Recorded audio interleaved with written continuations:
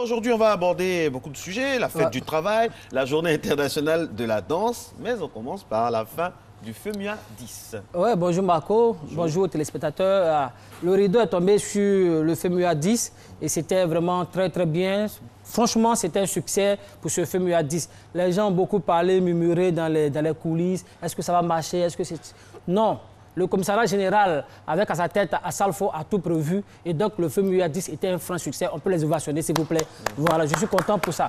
Mais le petit bémol qu'il a failli avoir, c'est au niveau même du public. Donc, moi, je vais m'adresser à mes frères d'Anoumambo. Parce que, voilà, les gars, si on a fait le FEMUA là-bas, c'est pour vous. Donc, quand un artiste vient sur la scène, vous n'êtes pas obligé de vous bousculer, Parce que, regardez comme vous avez rendu le grand frère Assalfo. Le gars est obligé de sortir ses anciens mouvements de grimpeurs. Voilà, tu vois, non? Le vieux Assalfo qui grimpe, c'est pas normal. Parce que les gars se sont bousculés là-bas, parce qu'ils voulaient toucher, ça va Tekenja et tout ça. Les gars, calmez-vous. Comme le vieux père Assalfo l'a dit, calmez-vous, c'est votre fête. Il n'y a pas besoin de vous bousculer. Si vous bousculez tout le temps, vous allez créer des choses qui ne sont pas bien. Donc, calmez-vous. On a enjaillé, le FEMUA s'est bien passé. On prie pour que la semaine prochaine, tout le monde soit en bonne santé pour qu'on puisse faire encore la fête. Voilà, merci donc à Assalfo et à son groupe Magic System. Alors, deuxième, et pour ajouter, hein, par rapport au FEMUA, j'ai bien aimé le côté professionnel, du commissariat général. Par exemple, lorsqu'il devait avoir le passage de Monique Seka, et j'avais la chance, j'étais là-bas. D'accord, je vous ai vu. J'ai animé 2 scènes, jeudi et vendredi, et il y avait un couloir. Hein. L'artiste arrive, il fait ses interviews avec les chaînes partenaires et on prend sa tension et tout ce qui est vital pour sa santé. Dès qu'il y a un souci sur la tension, l'artiste doit se reposer. Dès que le souci persiste, l'artiste ne preste pas. Et le ministère de la Santé était aux petits soins, la Croix-Rouge. Franchement, j'ai trouvé ça vraiment professionnel. Défibrillateur, tout ce qu'il y avait pour ne pas avoir franchement de soucis. Et Monique Seka, par exemple, n'a pas pu prester. Je rappelle que Monique Seka, donc le jour même de sa prestation, a eu une mauvaise nouvelle et on profite de l'occasion pour l'encourager par rapport à un de ses parents qui a eu un souci. Donc ça l'a affecté parce qu'avant tout, même artiste qu'elle est, c'est une personne. Et donc ça l'a un peu affecté, la tension est un peu montée. Donc on a jugé bon de ne pas la faire prester. Je pense que c'était la bonne décision. Ça c'est bien, ça c'est bien. Ça c'est professionnel comme tu l'as dit. Professionnel. Parlons à présent de la journée de la danse. Alors Marco, la journée de la danse c'était le samedi 29 mars. Alors une question que je vais vous poser, est-ce que vous avez dansé ce samedi-là? Ce samedi, je n'ai pas dansé, j'ai dormi, je me suis reposé.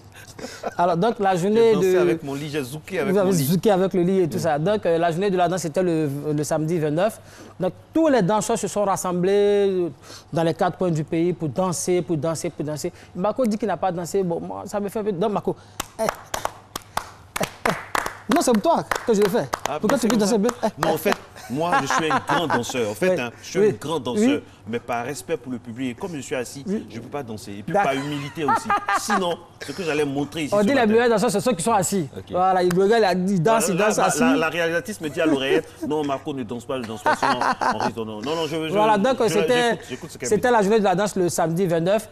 Et donc, pour ceux qui n'étaient pas là, pour ceux qui n'ont pas pu danser, du côté de Kumasi 05, voilà, les danseurs vont se réunir là-bas le samedi 6. Vous pouvez les rejoindre et puis vous allez danser, faire la fête. Danser, c'est la vie. Donc, vivre, c'est danser. Merci beaucoup. Et puis, vivre également, c'est travailler. C'est travailler. La fête du travail. Oui, la fête du travail. Voilà, c'est pourquoi je vous disais tout à l'heure, Marco, que j'allais parler de Nyamoro. Parce que on se souvient que le lundi, le jour de la fête du travail, les gens sont allés voir notre grand patron, notre si pépé. Eva était là, elle allait dire Nyamoro. Oui, les Nyamoro.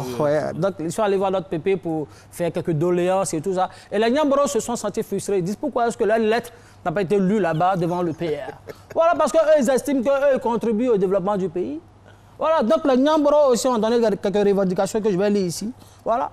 Ils veulent d'abord, 1, des maisons baillées, Nyamboro. Hein. 2, oh, ils veulent des voitures 4x4, des Nyamboro. Ouais.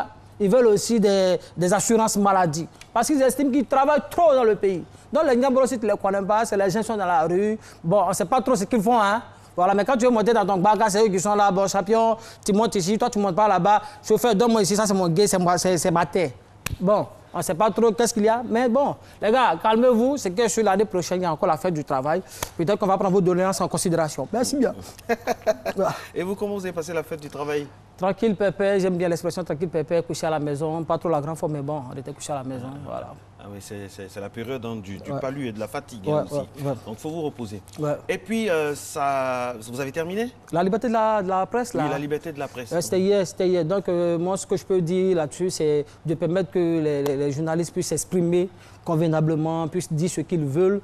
Mais attention aux journalistes, les gars. Liberté de la presse ne veut pas dire liberté de toute autre chose, n'est-ce pas, Mbako? Voilà. Donc, c'était la journée mondiale de la liberté de la presse. On a pu voir hier au JT de 20h que nos artistes, enfin nos amis, les journalistes ont marché et tout ça. C'était bien. On vous souhaite encore félicitations et puis on espère que les gens prendront en considération tout ce que vous avez comme préoccupation pour que vous puissiez être libre de faire votre travail. Merci bien, Mbako. Merci. Et puis, on est content pour vous parce qu'il y a une bonne nouvelle. Vous allez participer donc à un grand, on ne va pas dire le nom, à un grand festival de rire. Je suis très heureux pour vous. Et puis, surtout, cette Lucane, donc, et continuez à vous bonifier donc, dans ce que vous faites. Et puis, ce sera avec un grand plaisir qu'on vous recevra toujours. Merci bien. La semaine prochaine, on va parler de quoi? Bien, on attend la semaine prochaine. Non, mais dites-moi. Faites-moi un tease.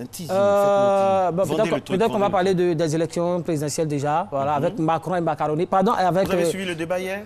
Bon, je n'ai pas vraiment suivi le débat parce que c'était un peu mal en point, mais bon, je vais me rattraper tout à l'heure. Voilà. Donc, on va parler de Macron, et puis de Le Pen, et puis de toutes les choses qui vont venir pendant la semaine. Il est là, c'est son rôle donc de saisir, de croquer l'actualité, de la transformer en dérision. C'est toujours un plaisir pour nous de la voir. Je rappelle que successivement, il a parlé bien sûr de la liberté de la presse, de la fête du travail, avec les Nyamoro. Voilà les Nyamoro qui réclament des 4x4, des maisons baillées, franchement. Et puis la journée internationale de la danse. Et puis la fin du FEMUA 10. Dans un instant seulement, mesdames et messieurs, nous allons recevoir notre invité. C'est déjà, ça passe vite, hein? Ça passe franchement vite. Hein? C'est déjà la dernière ligne droite de cette émission avec notre nutritionniste. Chaque jeudi, il se met dans son coin, il mange seul, il savoure seul, il déguste seul. Mais bon, depuis un certain temps, il a commencé à nous amadouer. Il a commencé à venir sur ce plateau. Ça fait la deuxième fois. Et avec lui, on va parler bien sûr donc, des bienfaits du café et du cacao. Nous sommes en bonne place concernant donc le café et le cacao dans le monde. La Côte d'Ivoire est un pays avec P majuscule concernant le café et le cacao. Et donc, forcément, il faut qu'on en profite. Donc, on va parler des bienfaits du café et du cacao avec notre nutritionniste, M. Jules Kouassi.